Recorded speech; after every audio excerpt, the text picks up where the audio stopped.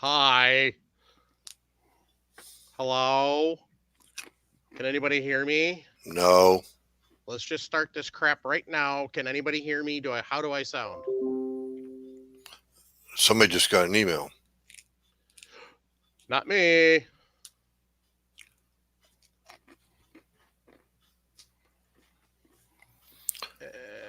And okay, we're on the air. Yes, we are. Can anybody hear me? Hello? Testing. Who would want to, Mikey? Testies. Testies. 1, 2, 3. All right, good. So, hello, welcome to the Reloading Podcast here on the Firearms Radio Network. Tonight, we were supposed to have a guest. Unfortunately, something came up, so they're not able to join us for that. So we're gonna, I don't know what the hell we're talking about. We're gonna wing it out while they were waiting on me. I had a personal matter I had to take care of, so that's why we're starting late. Sorry. Maybe everybody got a nap in, or it looks like definitely got some BSing in, so that's good. Yes, I'm feeling a bit better.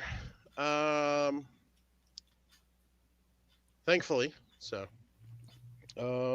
next week at this time, I'll be feeling a hell of a lot better. So, and I think we're going to do something live from SHOT. I'm not sure. I don't know. I'll figure that out later. You're going to SHOT? Yes. I hadn't heard you say anything about it. I just assumed you weren't going. Uh-huh. So. Yep. And I'm rooming with loads of bacon, so that'll be a blast. Oh boy. I've heard rumors about him. Well, you know. I've heard rumors that he's not wrapped real tight. Well, then we'll get along perfect. What happens in Vegas stays in Vegas. That's right.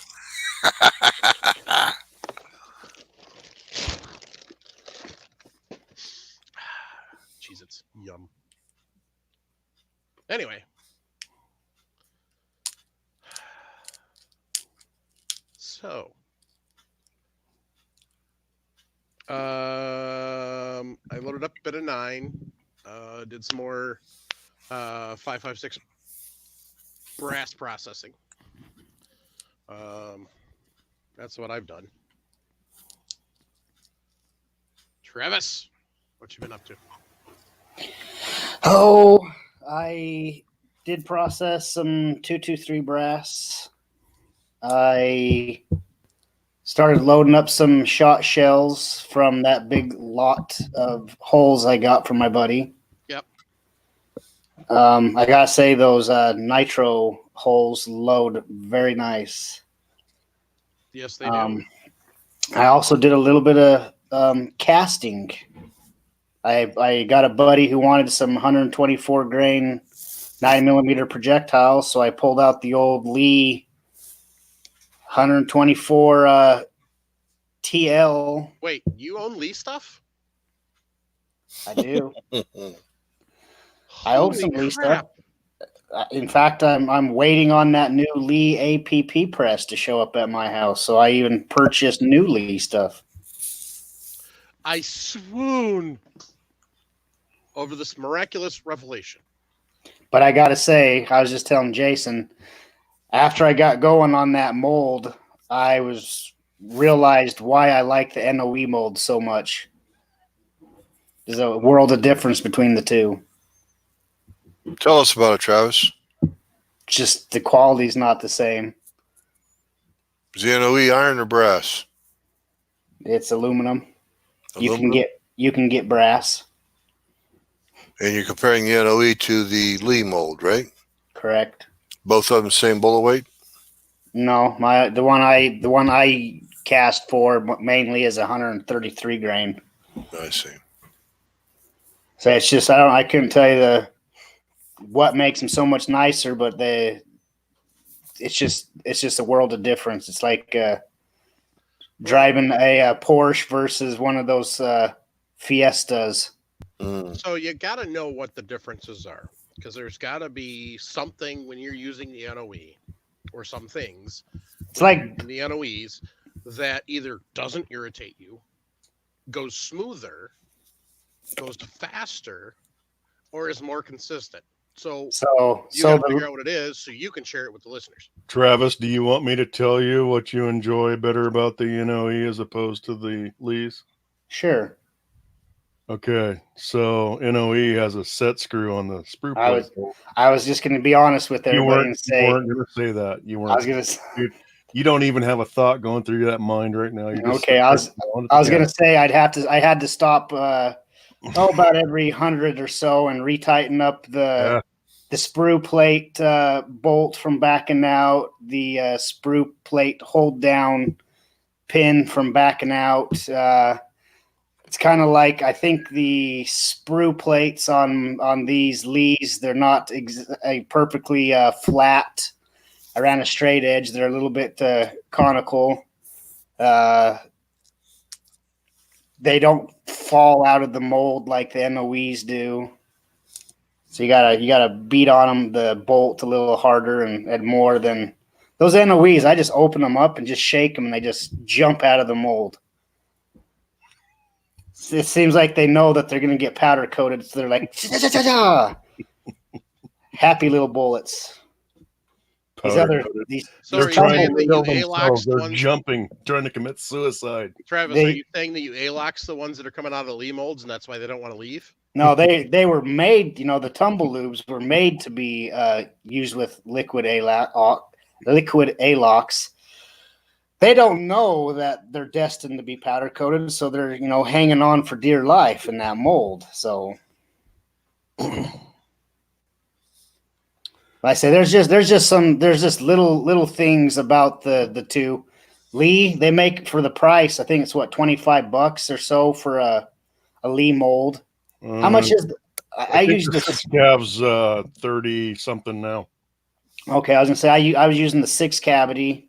So the 6 cavity, and they don't come with the handles, do they? No. So you got to add. Okay, so let's just do this real quick. So handles are probably what, $12-15? Yeah. So you're talking about $50 for a Lee with handles. Okay, so let's just say $50. I think for a nice NOE, you could probably get one for $80. So is it worth spending $30-40 more? Yes, Mike. Are you buying a set of handles for every single set of dies you have? It depends on how stubborn you are. So Travis is definitely buying a set of handles for everyone. It's just stubborn as crap. So, hey, do you have a set of handles for every Lee you have? I know Jim does. Yeah, actually I do because they were cheap when I bought them. Okay.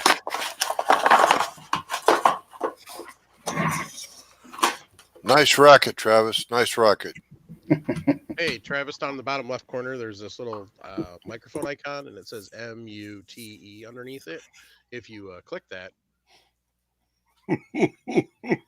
So I hold in my hands. Here's 5 handles here.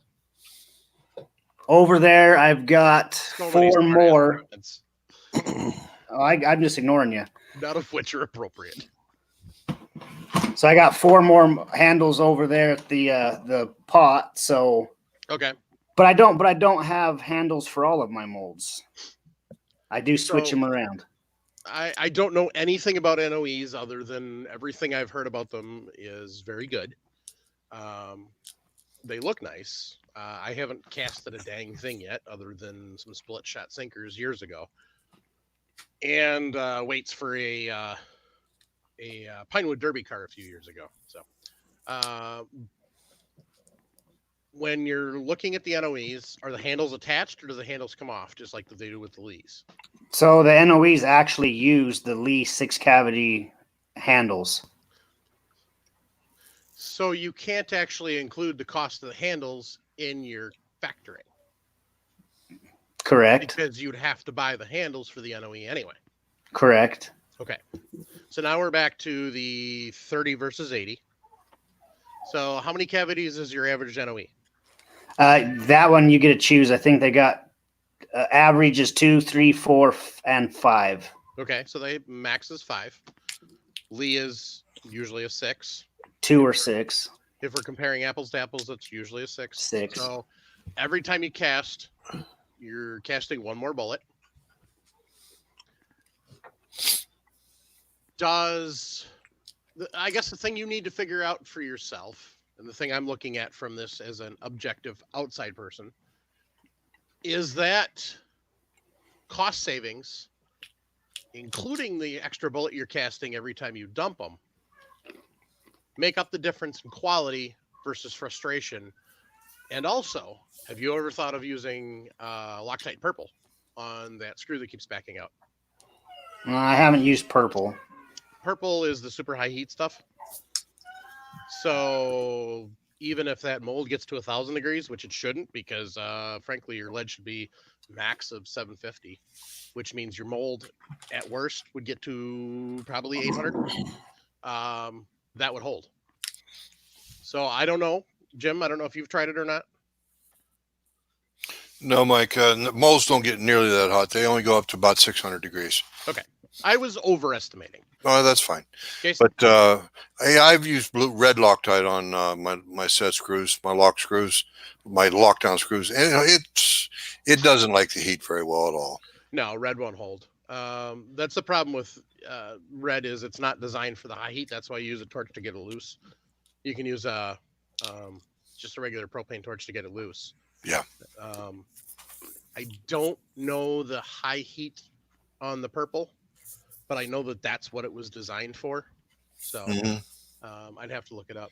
I didn't even realize until I've heard you mention it in the past, but that's just a vague recollection. But I've heard you mention it. I think the purple stuff like that, and I wasn't even really aware of it. But now that I am, it can't be that expensive and be worthwhile to get a good lockdown on the screw. Oh, I was wrong. It's not the purple. It's the purple is the low strength. Maybe it's the green that's the high temp. Well, whichever. Anyway, So M&P has a steel sprue plate, okay. whereas Lee 6 cavity has aluminum. Right. The aluminum works. It just does over time. That So would I make prefer sense. It's thin. the steel myself. The other thing is, Travis, have you ever tried the Lyman handles on your M&P? No, I have not. If I'm not totally screwed up, that's what I use on mine. And have you ever tried Lyman handles? I have not. Like I said, Lee's were so cheap at one point, I just bought a whole bunch of them. We'll give them a shot. I mean, I understand you break a Lee and you can throw it away and go buy another one, but the Lyman handles are very, very nice. Yep. Yeah, the one. Go ahead, Jim. I was just going to say, has anyone of you 4 or 3 tried the Lyman 4 cavity mold? I have one. It's a Elmer Keith 429, 431, I think it is. It's the Keith 250 grain semi-wad cutter. And I'll tell you what, that rascal drops some nice molds or nice bullets. It's made out of iron, cast iron, and does have a steel sprue plate on it. I can bang that sucker with a brass handle, and it's not going to hurt it. I think I have that mold in what in the heck are they called? The green press, Jim? Oh, Redding Seiko. Not Redding. The other green. RCBS. RCBS. I think I have that in RCBS, the 250 grain, Keith. Okay. But is it iron or is it It's iron. okay. It's a heavy son of a gun too. Yes, sir. My Lyman 4 cavity is. But Travis you know, probably couldn't even pick it up. So well, the thing, oh yeah. Well, the thing is, so you learn to rest your mold on the bottom of the pot. You know, on the foot of the pot. Mm-hmm. You learn to trust me. Any support for something like that after several hours, support is your friend. Sure.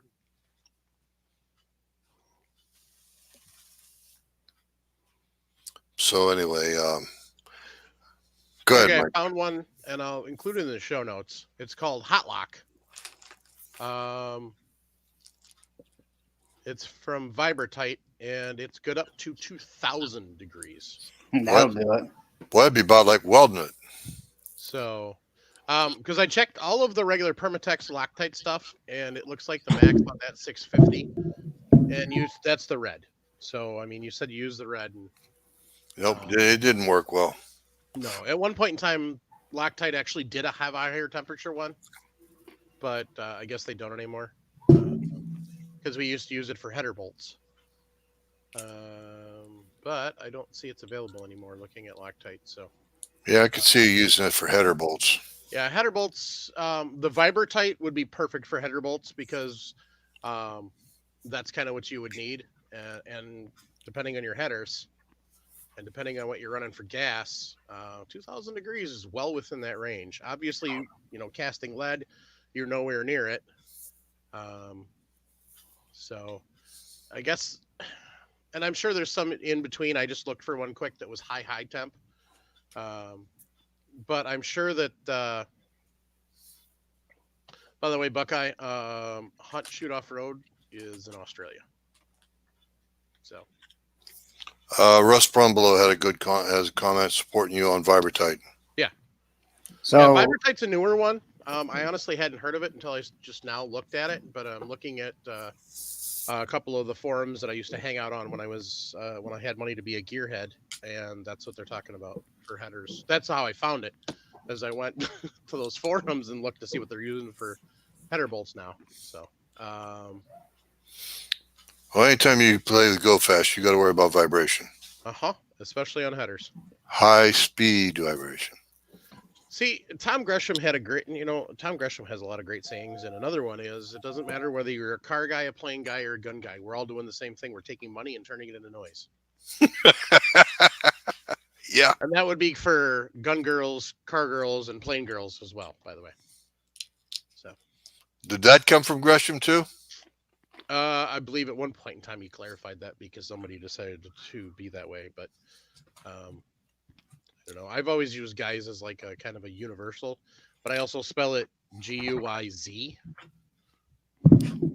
kind of the New York Italian spelling, because my first manager that I worked for was a guy from the Bronx, guy named Jerry, and it didn't matter who it was. We were always you guys. So anyway, okay. So I'll include that link. That's Amazon because that was the quickest way to find it once I found the company. It looks like they make a couple of different temperature levels too. So, and there's a couple other companies too. Permatex, I think, makes a couple, but I'm not sure. I think they're still on the lower end of temperature wise. Let's see here. Ooh, Permatex has an orange now. I think they just make up colors and hey, let's make that color. Yay.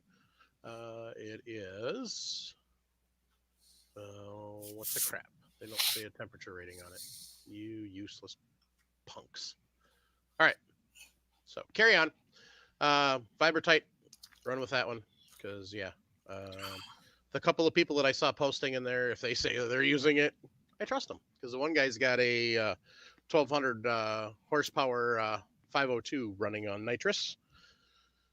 And after a run down the quarter mile, we hit it with a heat gun, and it was a 3-digit heat gun, which means 999, and it stopped after about a second and a half because we topped it. So rough estimate was those headers were somewhere around 1700 degrees. Mike, can you turn up your gain? Somebody says they can't hear you. Dagnabbit. Pull your boom mic closer to your face. Hello. Ooh, Is that better? to me it is. Is that better? Can you hear me now? Thunderbolt, we're talking to you. Dang it, Gracie, shut up.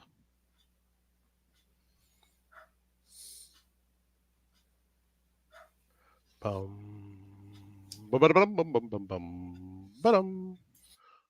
Thunderbolt. Can you hear me now? I guess. Testes. Testes. One. Anything else, Travis, that you want to tell us about for the last week? All right. No. Are you sure? I think so. Okay. So other than the sprue plate bolt that keeps loosening up, Is it just? Do you have less of a frosting issue with the NOEs? No, I don't know. I'm just looking right now. I don't know if NOE kind of puts a little bit of if they address the base of their molds or not, but they just fall out versus the Lees. Here's one. Here's a Lee. The nice thing about the Lee is they do have this extra handle here on the 6. Yep. But you can see this is not actually if I had a straight edge, you guys probably couldn't see anyway, but Right. it's like this is a concaved up, and I have had and I have had a lot. What do you call them, Jim? Fins? Yes. I get a lot of fins with this Lee mold. Those And would it's be not called, just those would be called heel fins. heel fins, yeah. Do you have any trouble with finning little thin foil fins on the face fence of the mold, Travis? They're very fine, thin lines. They're sheened into the face of that mold. Do you have any problem with that at all? No. Good. Because I'm trying to get one of these. I can't even get it. There we go. So you can see how hard that one was just to pop out. what'd you do? Leave a cold bullet, or let a bullet cool off in your mold? Yeah, that's how I store them. Why? They're aluminum. They're not going to rust. I'm not worried about rust. That's just how I store them. So you can see that the Lee does make a pretty nice. That's the 124 grain. Right. I have that mold. Yeah. Sorry, my hands are dirty from work. Right there's a 124 grainer. Yep. Beautiful. Look at that. Mm-hmm. And there's 133 round flat from NOE. Also a very beautiful projectile. So that's just a smooth shank. Yeah. You know why? Made You know for why? product. Yes. made for your specialty. The one we've had arguments over and people have created memes about. Hell, now they're even creating jokes in the MeWe group. Running jokes over you and me in our argument over Alox versus powder coat. Travis, you know why Lee has those little fins on there, right? Fins on what? On the top of the mold? Oh, no, on the bullets. After you cast them, you know why they're there? To help the powder coat adhere better. Oh, yeah. Okay. That makes sense. Okay. Oh, I'm sorry. I got a twitch. No, Paul says I'm cutting my sprue too early. He's yeah, right. I know what causes that, but it seems like I'm fighting with these. I say if I had, even though Mike brought up a good point, this is a 5, the other one's a 6. Someone's echoing. I'm turning my volume. I'm turning my hearing my volume down on my. So, for some reason, I can haul butt with this NOE. I just have a little rubber or a wooden mallet, tap that off, dump them out, flip it back, and I can just cruise with this. I haven't used this Lee for quite a while, but it seemed like I was just going so slow with it because I'd have to break this, pick up my mallet, tap the mold, and you never hit your mold with whatever mallet or striking implement you use. Right, Jim? That is a big no-no. The only place you can strike a mold is at the handle of the nut. That's right, at the pivot point, and you should hit the nut side. Now, Travis, you installed your handles upside down from the way I put them on, because the nut side, I always tap that with a piece of wood if I have to. Yeah, I never have to take and do that with my. Unless they're cold. I'm not sure that matters if you're hitting either side of this, but this is where you want to hit your mold. At the you pivot. do not in your pivot point, you do not ever hit your mold, or you could knock it out of alignment and stuff. The other thing, I've had quite a few Lee molds happen to me is, you guys can see they have these alignment pins here, and there's one male and one female across from each other, top and bottom. I've had several of these back out. Yep. I've had to press them back in. The other thing, the one thing that does help with that, Travis, is believe it or not, I use NeverSeez. The NeverSeez product on those alignment pins, it works wonders. As far as trying to keep the things from binding up and galling because of the heat. I use pure beeswax. You ever try that? No. NeverSeez works for me. You muted yourself. I don't know if you meant to or not, but you muted yourself. Yeah, I got the boys ticked off upstairs. Yeah. Yeah, we heard the riot. Yeah, so the NOE, I've never had these ones back out, and it's the same thing. It's theirs is a little bit different. One side's got 2 male, the opposite side's got 2 female, and theirs is actually like a see-through. Travis, I got a question for you. There's something that might actually help. Yeah. You get your dog calipers out and mic the caliper of that mold from front to back. I'm talking about the front, the inside where the seam is, and then if you don't mind, put your calipers. I'd like to know how much aluminum's there. Oh, how thick it is? Yeah, mic the block and then mic your lead.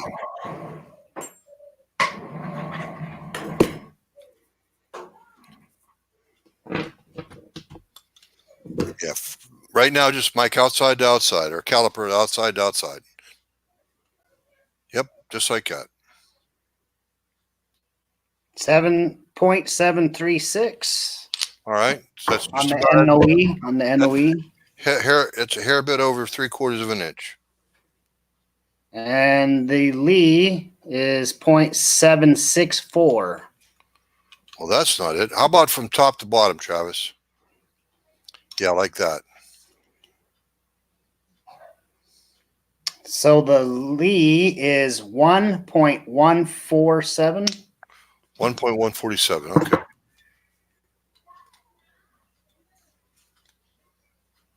And the NOE is 1.478. Sounds to me like they buy their bar stock from the same supplier. Except that there's one thing you can't caliper, and that's the alloy of the material itself. And I would bet you that there's something in that. There's something in the alloy they're doing to make that to improve the casting properties. And the one, like I say, I got my striker over there, but I actually prefer the NOE's design where they don't have this third. The swing handle, the sprue cutter. I've had these break off on about 3 of them. Yep.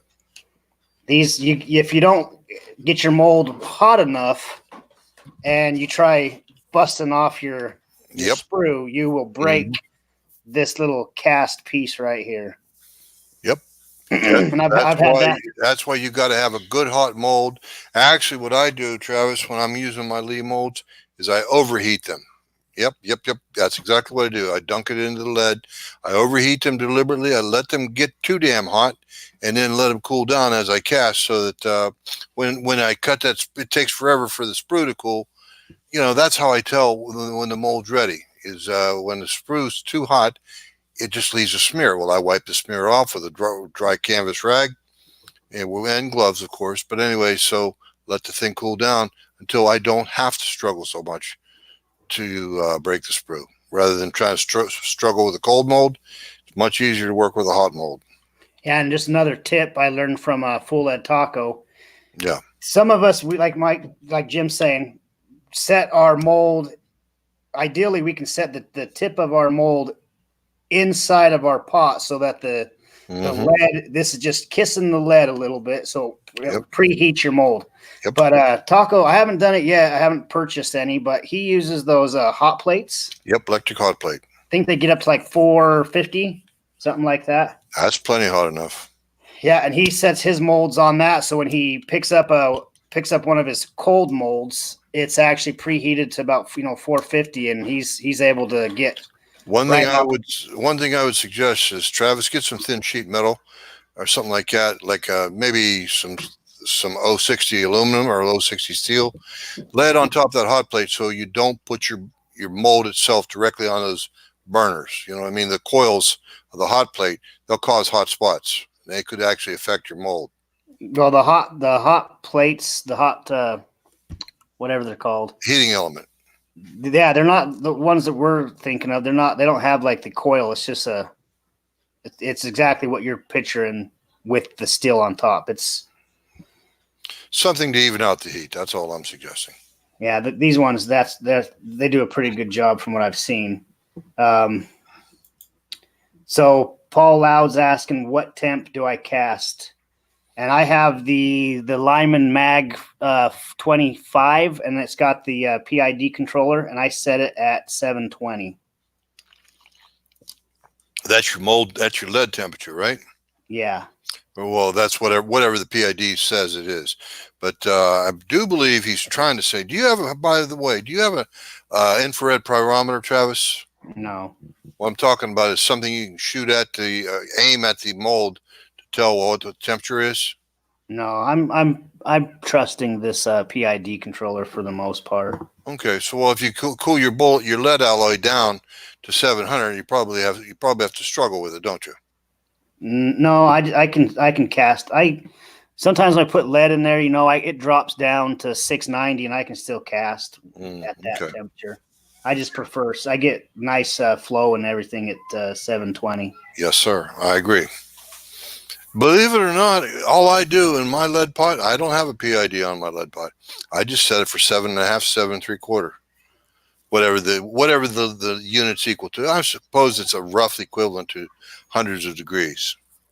Set it at 8, you might get 800 degrees. Might. That's a key word. Yeah, and you're using a Lee bottom pour. Oh, 20 pound. Yeah, Mark 20 IV. pound. Yep. But I have that 6 cavity or 5 cavity. God, hell, I forgot the name of it. 5 cavity, but it's a 145 grain bullet for my 40 caliber, and I shoot that quite a bit. And then I have that Lee 200 grain tumble loop semi wad cutter. Every time you cast with that, I'm pouring 3 ounces of lead. Mm-hmm. Yeah, don't get me wrong. I've had probably 20 or more Lee molds, and they're good to start off with. But just like everything in life, you seem to, the older you get, the more you want to purchase better quality stuff. So that's where I'm at with my molds. I just prefer these NOEs. For me, I like that the sprue plate on there. It's made to be knocked. Yeah, and like I say, I don't know how you do it, Jim, but I have my mallet in my hand, and I don't even wear gloves. I'll be honest with you guys. I don't wear gloves. I take my mallet and I use that I stick my mold under my pot, and I use the mallet to pull the handle up, fill my mold, bring my mold over. I've got a plate that I put all my sprue droppings on. I smack the sprue plate. I have a bucket of water. I open this up, give her a shake with my mallet. They fall into my bucket, close it, take my mallet, flip this sprue cutter back over, and I repeat. So I just go, about as fast as I can go with this. With this Lee, I was just having to put I couldn't do it because of this. It's a nice feature. But you got to run that mold hot. Like I told Tom McLeod, you got to run that mold hot, hotter than hell. You got to, because otherwise it will not cast well. One of the things you remember, I was cutting channels in the top side of that.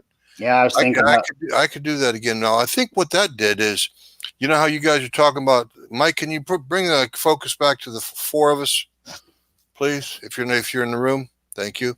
The concavity you're talking about, where it's domed in the middle of the underside of the sprue plate, Travis. I think what I did with that cutting that channel that relieves some of the stress, some of the stress from the heat. I never have warping like that. Of course, too, it's been a while. Well, maybe by doing that, you're actually helping the flow, and you're not causing the expanding lead to actually warp it. Could be. Could be. Yes. Seems like your comment's pretty popular, Mike. Well, Travis, you know, you did open yourself up for that, but you are wearing safety glasses. Say yes, Jim. Yes, Jim. It's easy to say. Go ahead. Doesn't matter if you lie or not. Just say yes, Jim. Yes, Jim. I wear steel-toed boots, leather chaps, assless, of course. The whole nine. How do you keep from sticking to your stool, though? I'm not going there. And you know what? Don't call me childish again. We're just as bad.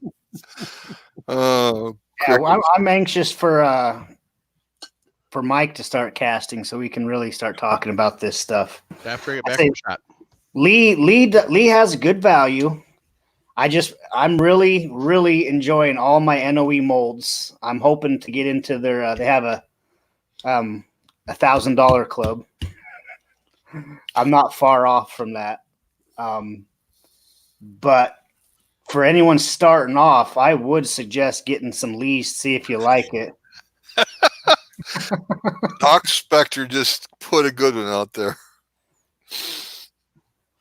He's oh, that's false because it's all Alox is all sticky. It gums everything up. Travis, you're defending a lost cause. So, like say the NOEs, the way that you can change their handles is they've got an Allen. I don't have an Allen wrench handy right here, but to change the handles, you can just pull these two out. It's a special pin that they've designed. Here you go, Travis. And you can pull it. Okay. If we can only do that Jedi trick, you know. You can really pull these handles out quickly, and Spoiler like Mike was saying earlier, you don't need to buy a handle for every set, but you can pull it out.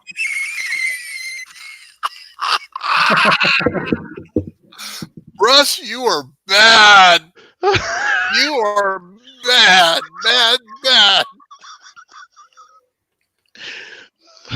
That leads to the follow-up question: where did you find it big enough? You know, here I am. We have no guest. We're struggling for a topic, and I'm trying to fill the air here, and you guys just keep picking on me.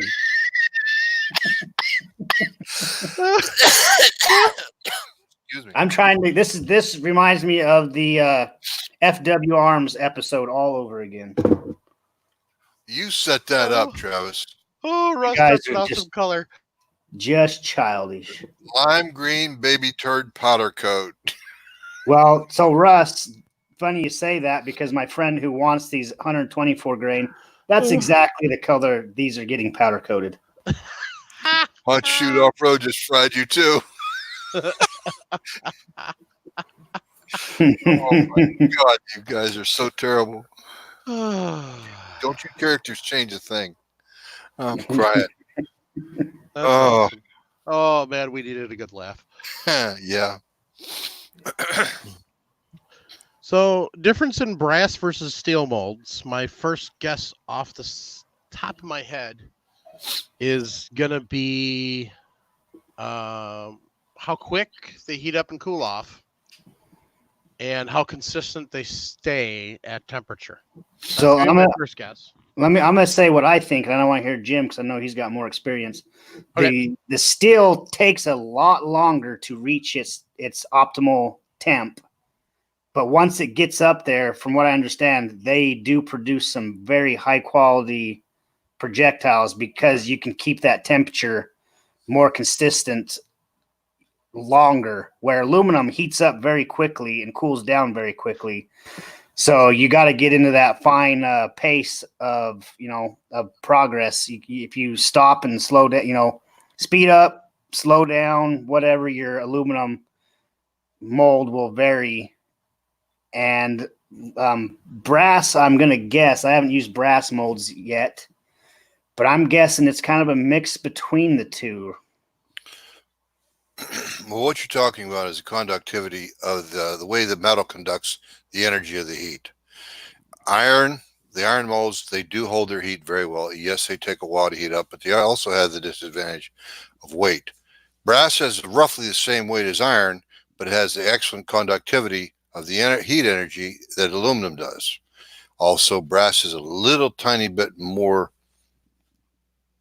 tough, shall we say, less malleable than aluminum is. Aluminum, you can almost scratch it with your thumbnail, almost. With brass, it feels as hard as iron.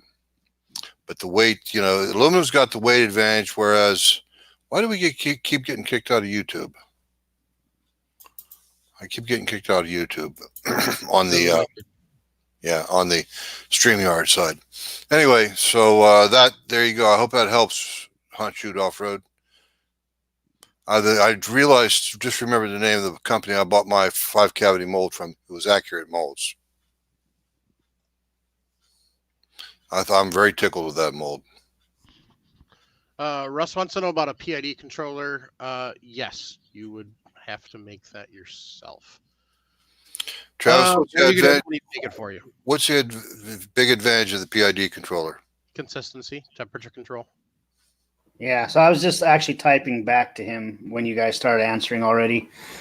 So the nice thing with that PID controller is you can make, there's Elvis Ammo, Johnny's Reloading Bench, and I think Bacon all have videos on how to make a PID controller.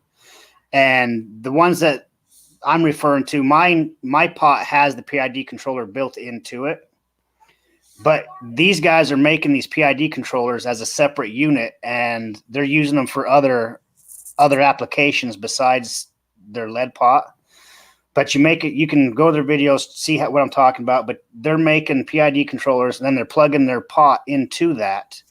And that is controlling, you set your temperature for what you want, and it controls the on and off of the lead pot, and it keeps the heat in the range that you tell it to. So if you set it for 700, when the temperature drops below that, it turns it on, keeps it at that 700, shuts it off when it reaches that temperature, and it just fluctuates back and forth, and it keeps your temperature exactly what you want. Where, let's say, for instance, Jim's using a Lee pot with no controls. He's setting the dial at 7 or 8. He doesn't know exactly what that temperature is unless he's using some kind of a probe or whatever. I have an RCBS thermometer for mine. I also have the infrared pyrometer too. Right, but if you don't have that, you're just going off of a dial. You're right. So when you drop your pot down, you add more lead to fill your pot back up. You got to wait, and you're kind of just guessing as to when it's the temperature you wanted it at. Where this PID controller, it's got a digital display. You can see when you add lead, you can see it drop, you can see it kick back on, and it's just a nice little feature to have. Yeah, it's more consistent temperature control. That's basically it. When you're casting 3 ounces at a time, and you make the mistake of adding in 6 pounds of lead to a 20-pound pot, it's got 10 pounds of lead in it already. You're going to lose temp. Mm-hmm. If you got a 20-pound pot, half full, hot lead, everything's good, and I put in 3 2-pound ingots, I just shut myself down. I go grab myself a Coke or something like that. You can buy PID controllers. They sell them all over the place, especially Amazon. But my understanding is if you make your own, usually you're a little bit more cost effective, and definitely a lot more consistent and better quality component, so it's going to last a lot longer. One of the things I've heard about buying some of the PID controllers is instead of a plus or minus 2 degree, you're talking plus or minus 10 degrees, which that's not the point of making a PID or using a PID. The whole entire purpose of getting a PID for casting is to get that plus or minus 1 degree or 2 degrees, not 10 or 20 or whatever. So I'll see if I can find links, or Travis, you probably got links for at least Elvis's video. If not, I'll find them. Yeah, I And think put the links in the show notes for. I honestly think Bacon and Johnny's Reloading Bench have the two better ones. Okay. Bacon, I think, if I might be wrong, but I'm pretty sure it's Bacon. He has one where he shows you every part he bought, step by steps of making the box, putting it all together. If it's not Bacon, then it's Johnny's Reloading Bench. But one of those two, I think it was Johnny's Reloading Bench. He shows where he uses that PID for his lead pot. Then he tries some salt bath annealing, and he's able to use that PID controller for his salt bath annealing. So that's what I'm saying is he's using it as a standalone, whatever you call it, standalone device that he can control multiple things with. Mike, Jason, do you recall, isn't it Allen Classic that uses made his own PID controller?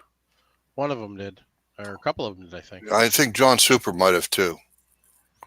Yeah, I was going to when I was real ambitious on a couple of things, but Yeah, I know you were talking about making them, so. Okay. Eventually, I will make one on camera and use it for my. I don't know if I'll use it for the Lee pot. I've got a Lee pot and a Lyman pot over there. But eventually, I will make one. well, like I say, if you make it the standalone, you could plug it into whatever pot you're using. So, Hunt Shoot Off Roads wants to know why MP and NOE wouldn't sell 6-drop molds. No idea. My guess, just a rough guess, is heat transfer. Maybe they've found by having 5, if Paul said that MP does. I want to say M&P. Damn, Smith and Wesson's. Curse you. MP does offer some 6-cavity aluminum molds. My guess, why they probably don't, as a general, is heat transfer. Getting that much, that extra bullet may make a difference in how it retains or loses heat, and therefore affects bullet quality. And if you're trying to get a premium bullet quality, then maybe. Paul Loud says weight, which would make sense too, but not with aluminum. I can't. I mean, one more cavity is not going to make. He's wanted to know also about brass and steel. So, but I would think a 6-cavity mold would be lighter than a 5-cavity. So I don't know. You're right. You're right. I just know when I'm using the NOE, I'm able to cruise and just keep at a steady pace. Right. And with that Lee, I was getting spikes in the temperature where I'd have to let the mold cool down. So that's probably you're thinking.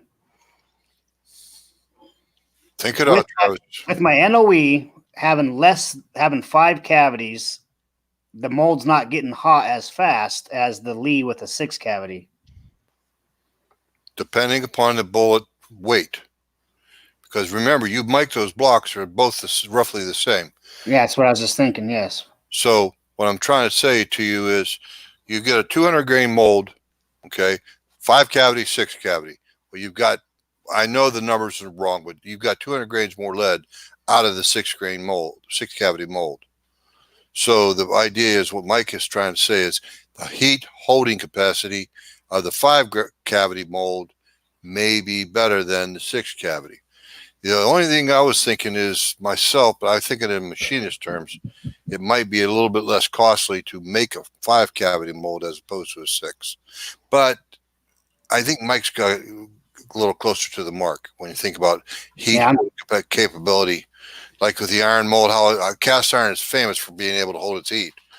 Well, maybe that's the same thing with the 5 cavity mold. Because one last measurement, Travis, very quick, is measure the overall length of the mold, if you don't mind. Yeah, just we should jot down some of these questions we have, because at some point I was having Al from NOE or Full at Taco come on, and these would be perfect questions to ask a guy who actually makes molds for a living as why things are a certain way.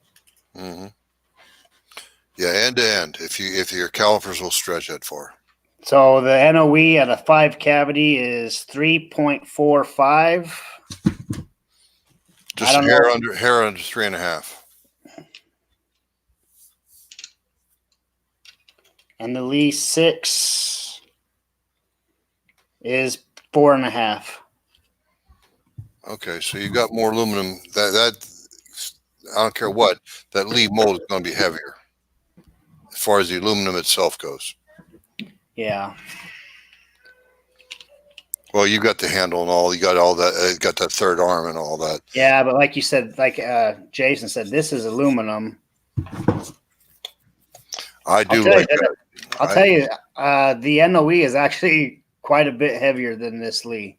Yeah? Yeah.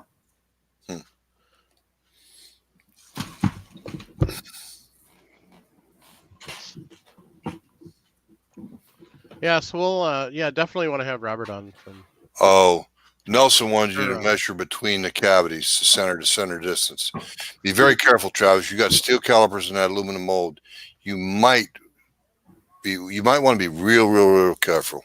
You don't want to ding up those edges. So the Lee is 0.69. That's from edge to edge of the cavity. That's center to center, yeah. Center to center. Okay. I didn't know if you knew how to do that or not. And this is exactly the same. The NOE is exactly the same. Jeez. I think Mike was on the mark. 5 cavity may be able to hold the heat better. I think he's 100% right on that. I say this was just overheating. I would be getting on that the sweet spot, and then I would start getting some smearing on the sprue plate and everything, and I'd have to stop. Something that you guys, Jason, I know remembers Gerald Beatty.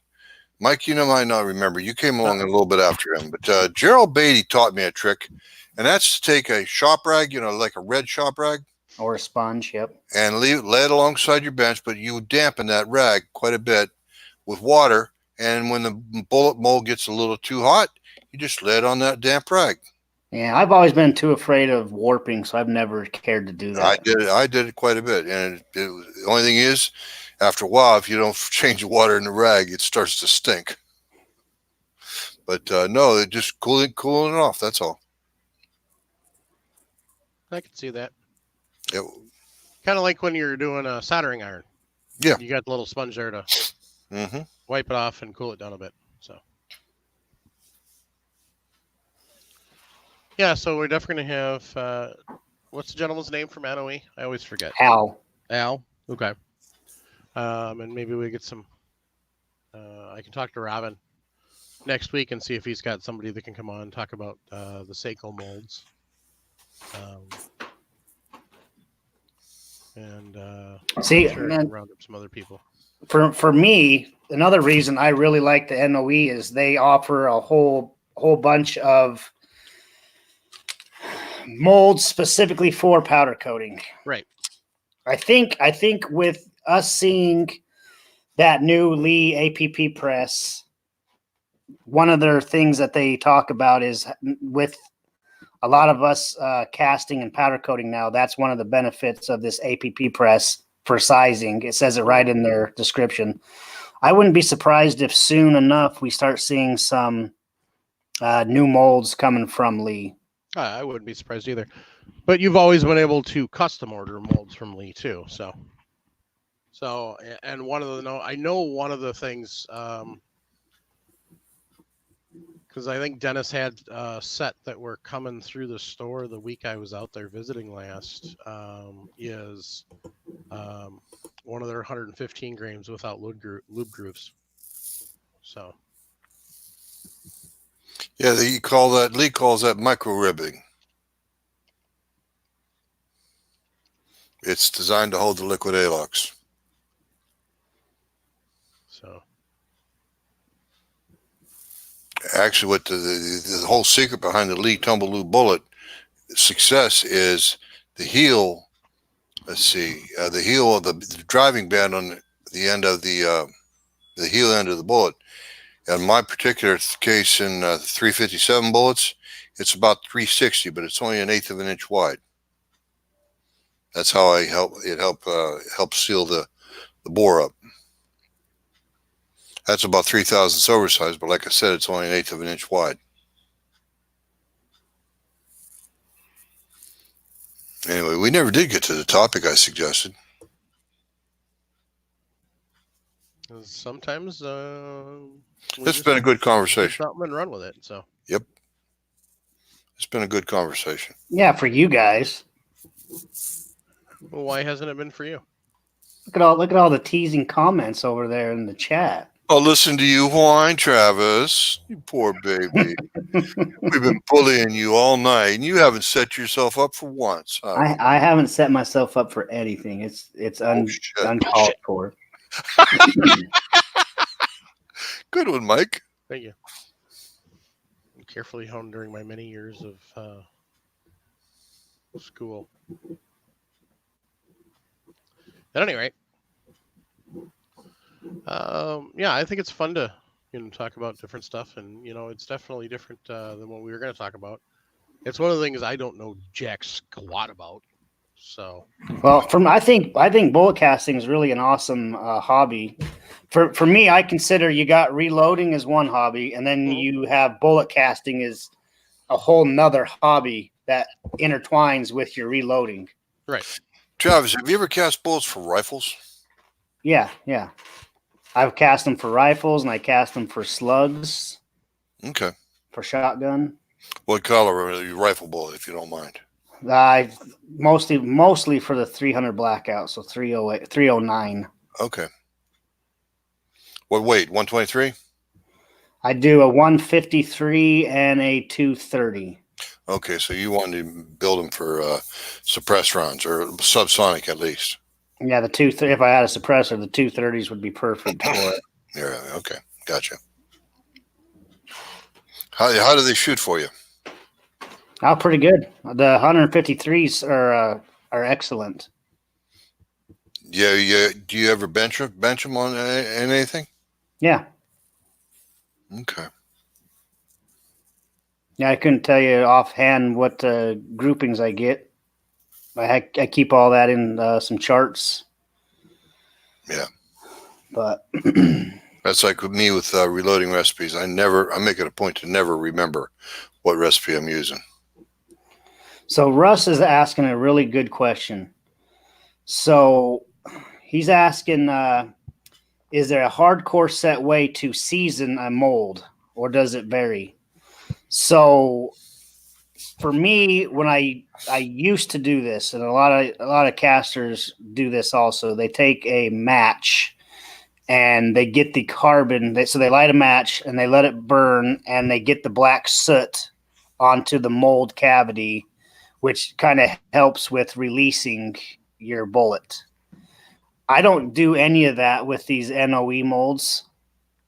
Like I said, they just fall right out. And I did have to smoke this Lee mold to get the bullets to help with the release. But I really think for these Lees, I'd have to double check with someone more knowledgeable, but these aren't chamfered or anything, but I think this is a lot of the holdup on the Lee molds is this right here, the very base.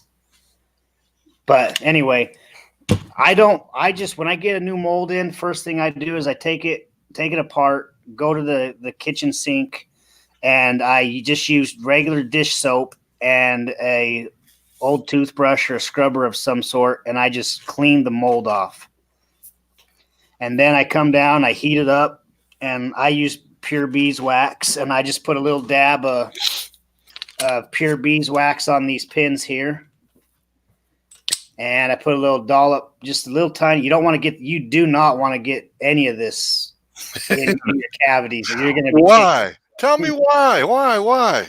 You will get some horrible bullets produced if you get any kind of contaminants in your cavities.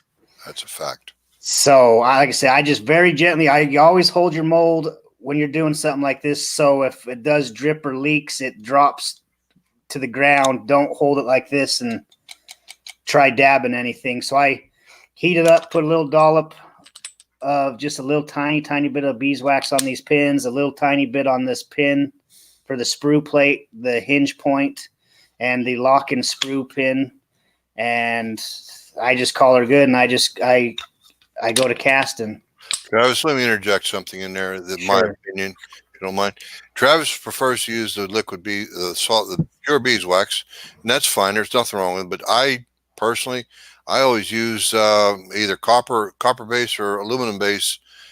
Never sees. I just take a piece of 12 gauge number 12 copper wire. I'll take a little dollop of that, like he said, and I'll put it into the can of Never Sees. Put a dollop right on the pin, and then let the female side apply that lubricant all over. It keeps them from hanging up. And Travis is right too. He's said that his alignment pins and his sleeve molds have come loose or moved. I've had that happen because what happens is you working so much with so much heat. If you don't keep it lubricated, the heat will burn off the lubricant. Yeah, another awesome lube you could use is 2-stroke motor oil. Yep. But yeah, I've had the pins back out so much that when you close and that's another thing you got to watch out for, that when you close your mold, they're misaligned and you'll get some funky, some projectiles. All your projectiles, if you look close enough, you can't help this, but all your projectiles, they get a little line where the two mold halves come together. Sure, it's called the seam. Yep, the seam on there. You can't do nothing about that. But if your pins are misaligned or something, you'll get your bullet offset, and it looks weird. Tin Man's right. You can burn the oil out. And that's usually what I've had to do. Is whatever lubricant I managed to take and contaminate the cavity with, I've always just had to burn it out. But, so what is Paul Nelson? He's saying he's going to try HBN. That's that coating he uses on his bullets.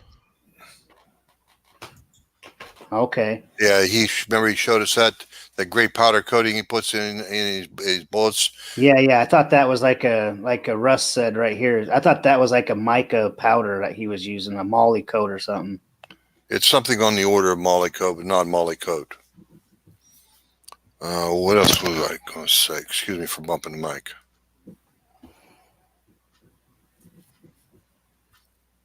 Yeah, there is a spray. Greg Wyatt's telling me that Frankfurt Arsenal has an aerosol spray, and I've seen it.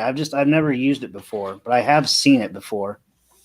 You spray it in your cavities, and it's kind of just picture it like a PAM for your bullet mold. Yeah. Yeah. So once you get into bullet casting, like I said, the Lees, I was smoking them to add some soot to it to help with the release.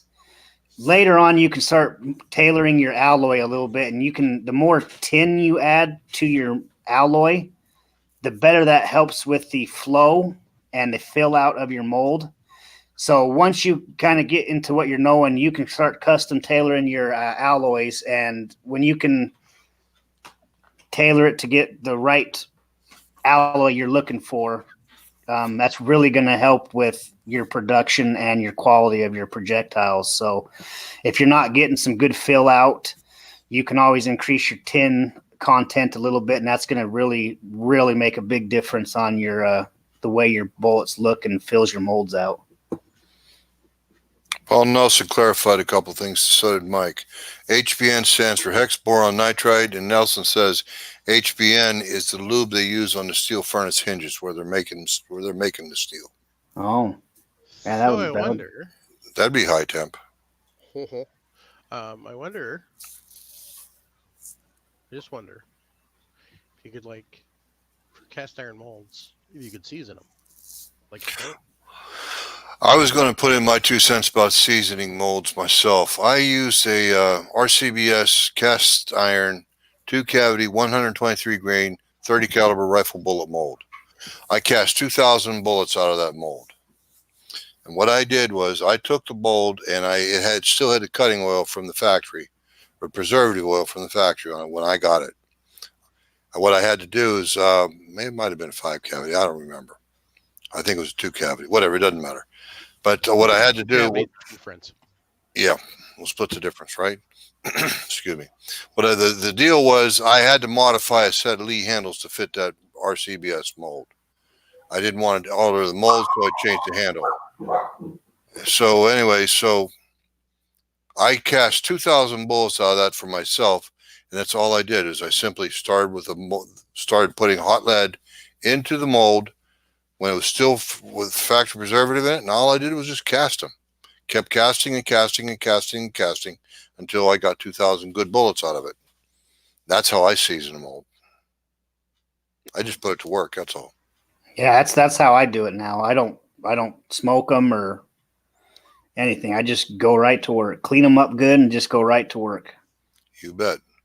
I'm gonna have to take a look into the accurate molds, see if I can do any more, get any more. To me, they seem to be giving me the best deal. I like the fact that you can actually custom order from their website exactly what you wanted in bullet weight and nose style.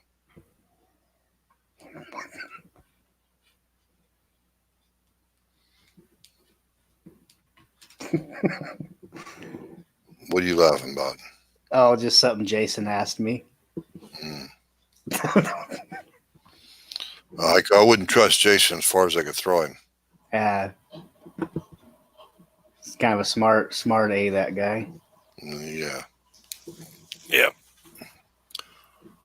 And he's doing it via text. Double smartass. My phone's on charge.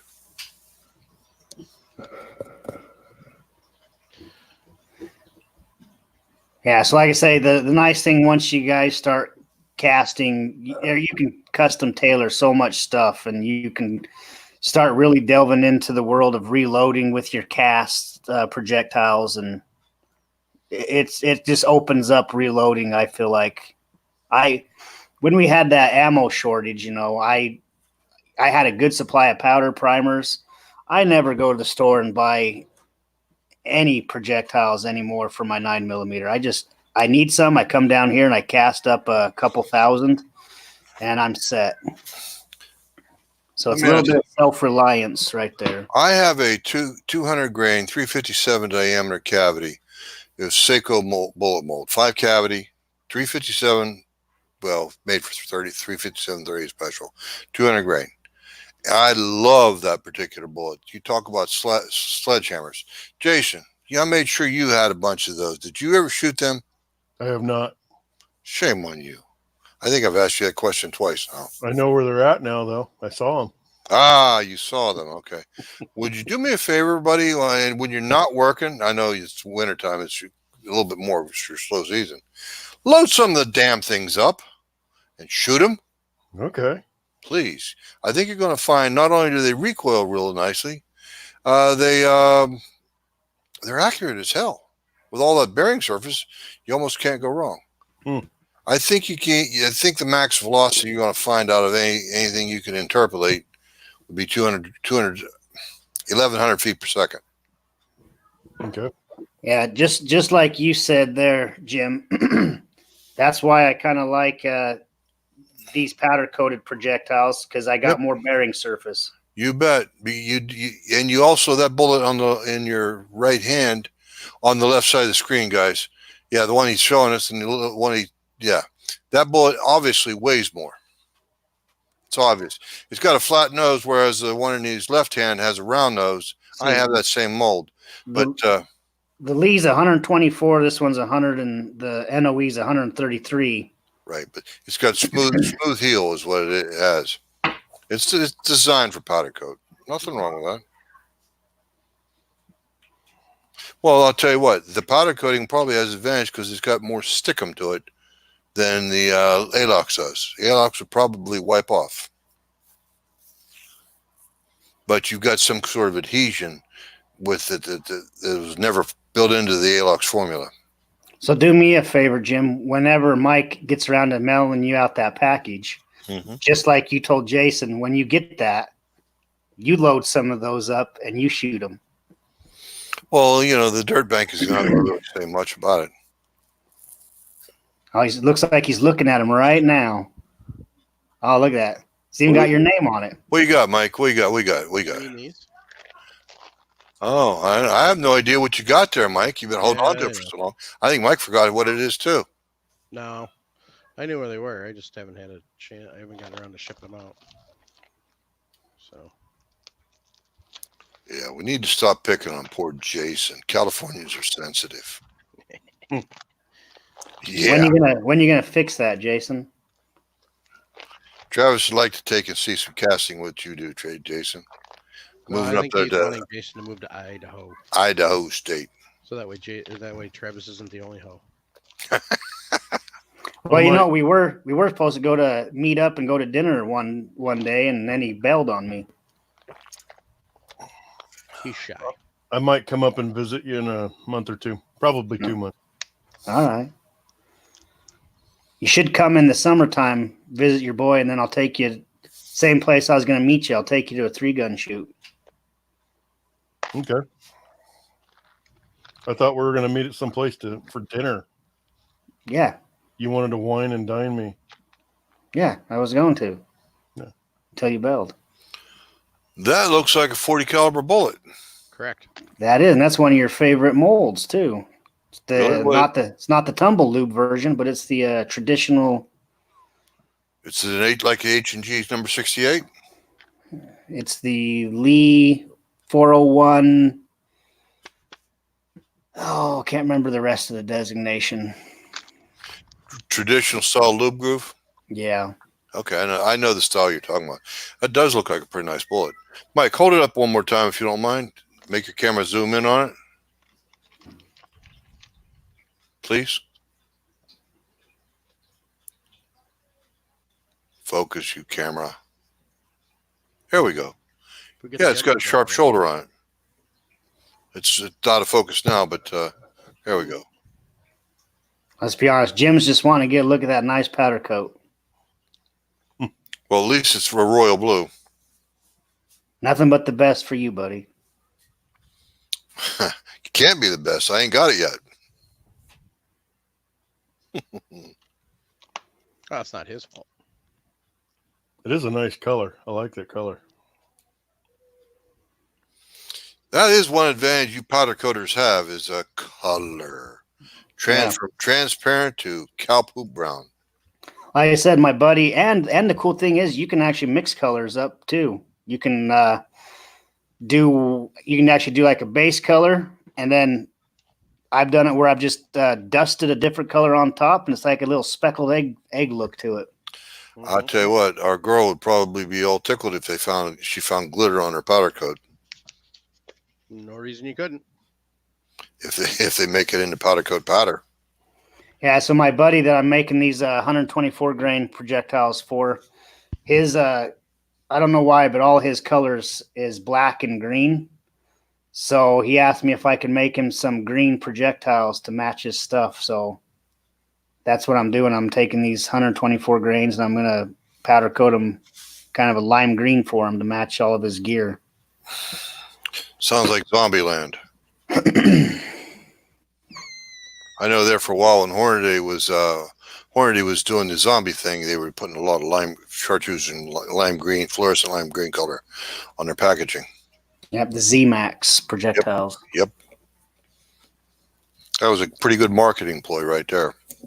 And for some reason, they were cheaper than the VMAX. You know the reason Exact why. same. Yep. It was the exact same projectile. Clearance. One was red tip, one was green, but the Z-Max was cheaper for some reason. Oh my goodness. Prismaticpowders.com. Oh my. We hit the mother load. I gotta see this. I gotta start a tab. I'll just do this. Screen Prismatic share. powders.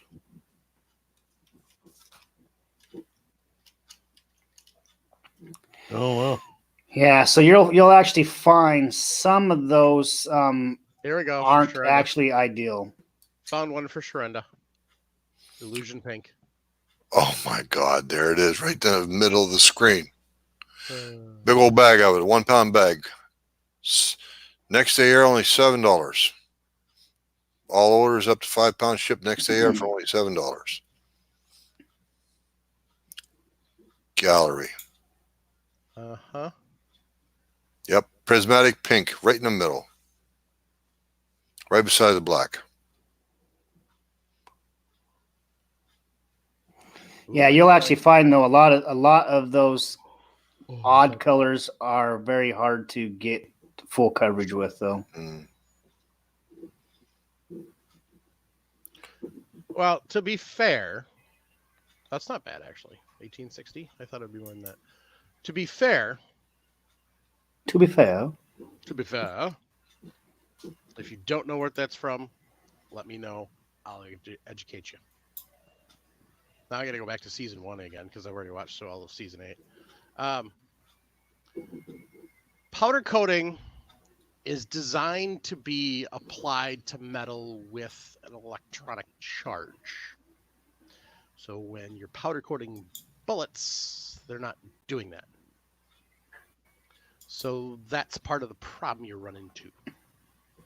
So but when guys are putting their projectiles into a plastic container and shaking it up, they're hoping to create static electricity, which then the powder coat sticks to the projectiles. correct. The other option is you actually get a powder coating setup and you figure out a way to get the lead projectiles onto an area that that you can conduct the electricity, because lead, in case anybody didn't know, was a pretty darn good conductor of electricity. So this is where I'm going to agree with Jim, though. That's when you're taking powder coating and making it way more difficult, and to me, that's not worth it. Well, it depends on what your goal is. I mean, if you want to make some really pretty bullets, then there you go. So That is a pretty Yeah. teal green. The bad thing about that method too, though, is you're not getting powder coat on the base of your projectile. oh, there's no reason you can't flip them. Right. Then you're adding a second step to it. Why not just set them nose down and coat the base, be done? Leave the nose Yep, split. that would be a better way of doing it. Because that nose, the Meplat on any bullet, any handgun bullet doesn't touch your rifling at all, No. See you, Paul. except for the double-ended wad cutters. And it'd be pretty easy to, it'd be pretty easy to find something you could set those on. Yeah, I'll be honest. Obviously, round nose, it may be a little different, good, but So Jim when figured I out my first wads. when I first saw Paul's little tray that he was putting his brass in, first thing I thought of was that was awesome if it was made of metal, because I could put my rifle projectiles in there to put it in the oven. Travis, you work in a machine shop or something like that. You work for a company. I know you guys do metalworking. Why not create a little government job with a block of aluminum, piece of aluminum plate, maybe half-inch thick, and create some divots in it that'll hold those bullet noses? I'm actually thinking there's an easier way, and there should be some screen mesh of some sort. There you go. That'll work too. I just Make I haven't- make a little frame. Yeah, because I've shown So Russ, I'm actually sending Russ some projectiles that I cast up, and I'm sending him a little bit of powder coating to try. And I did show him in the package. There's the 9mm that I did, which I meticulously set each one up on their base. I've talked about that. And then I show him some 300 blackout projectiles that I just do in a wire basket method. So maybe he can comment on this next time we talk about this as what he thinks of the two methods. The wire mesh method, bullets are touching each other. They don't actually stick, but they do create the little boogers on there, the little glitches and hangers that I don't like myself. Mm-hmm. So if it was, you could come up with a little screen or something where you could take the projectiles, and I like your idea, Jim, nose down, shake them up, and then drop them in these little wire mesh things, nose down, slide them in the oven. You'd get some perfect projectiles for your rifle. Hardware cloth. I'm thinking, I know I've seen it. There's some that is a square hole. Yes, 1/4-inch hardware cloth. You buy it in your favorite hardware store. Yeah, cage wire. I know I've had some at work that was stainless steel and everything, and I didn't think of it at the time, but I'm thinking of it now. So Well, you just make a little frame out of metal of some kind, and take and silver solder the cage wire, or the hardware cloth, whichever, right onto it. Something that's not going to take something that's not going. It'll take some heat, but you don't need a whole lot. You're just powder coating. You're just what do you set your oven for? 450, 350? I do 400 at 15 minutes. There you go. Silver solder done at about 800 degrees. There you go. I think it'd be fun to see what the different ways you could do powder coating to get different effects and stuff. And well, the hard thing now, though, Mike, is YouTube does not want us to show. Yeah, I know that kind of stuff. So we got to come up with a workaround. Move to another network. There's this other place. I don't know. Some guy created. Yeah, Reloading Network. Reloaders Network, isn't it, Mike? I believe so. Travis, can you confirm that? That is, and I'm hoping when you're bunked up with him, he can smack you around a little bit and convince you to get us posted over there. Oh yeah, I need to get on that. So we need to hook up so you can show me what to do so we can. Right. That's Reloaders Network is an awesome place, and I've watched a lot of videos over there, and you can do anything you want over there in the Reloaders Network, and I know. Well, don't want to post porn over there. You don't want to what? Post porn. I thought that's what you said. No Vegas pics over there. Oh, going back to that topic, are we? Jason, you're just jealous because you don't get to be Big Spoon this year. Yeah, I know. I know there's a bunch of guys right now in the chat and stuff that's over there in Reloaders Network. It's an awesome place. They've got a lot of good content over there, and with YouTube censoring some of the stuff that we all believe in, that's a great alternative. Yep. So, all right, gang. Well, we got to wrap this Peppy up. I got to go pick up a kid from work. So, great topic tonight. It was fun. Kind of just a little bit over here, a little bit there. I'm definitely looking forward to casting and powder coating and having fun with that. I say, Mike, once you get into it, you're going to find it gives you more freedom. Yeah, I mean, I just kind of want to see what you can play around with. So, well, but it gives you freedom. Stuff you can do with it, but I mean, there's a lot of stuff you can do with other things too that doesn't necessarily need to. So, right, but it also gives you financial freedom and not relying on other people. Like I said, you right now, you want to load up your 9mm. You got to go to your box, look in your box, and see if you have 9mm projectiles. First off, correct. And if you don't, you got to go order them online or go to the store and purchase them. Me, Jason, and Jim, we look in our box. We're empty. We go down, fire up our lead pots, make us some projectiles, and we're back in the game. Yep. So that's a huge difference. So nice, Spectre. I'm not saying that comment. So, all right, gang. I want to thank all the Patreons and everybody who supports us. Absolutely. It is Without those guys, we couldn't do solely it. courtesy of the Patreons on why I'm going to be in Vegas next week. So send emails, reloadingpodcast@gmail.com if there's anything you want to know about while I'm out there. Try and stop by the usual suspects. I will not do show floor interviews. We do not have, nor do I want to spend the money to get recording equipment that actually makes it so it's hearable. It's not so, but we will, do some talking and stuff and find out. Oh, that's funny, Paul. I thought we were friends, Paul. Didn't you know? We kid because we care. So, reloadingpodcast@gmail.com. Obviously, if you're listening to this as a podcast, then this is pointless because SHOT Show is here and gone, because this will actually post the Sunday after SHOT Show. So, everybody hang in there. If you are buying from Brownells or Amazon, swing over to Brownells or to firearmsradio.tv, hit up the links, and just thank you, everybody.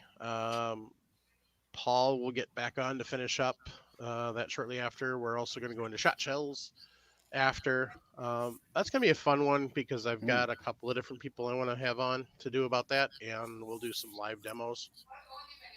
So on that note, folks, keep your brass shiny. Be an asset, not a liability. Get out and do some powder coating. Take somebody shooting, and while you're at it, just remember, comparing lubes is the same as reloading porn.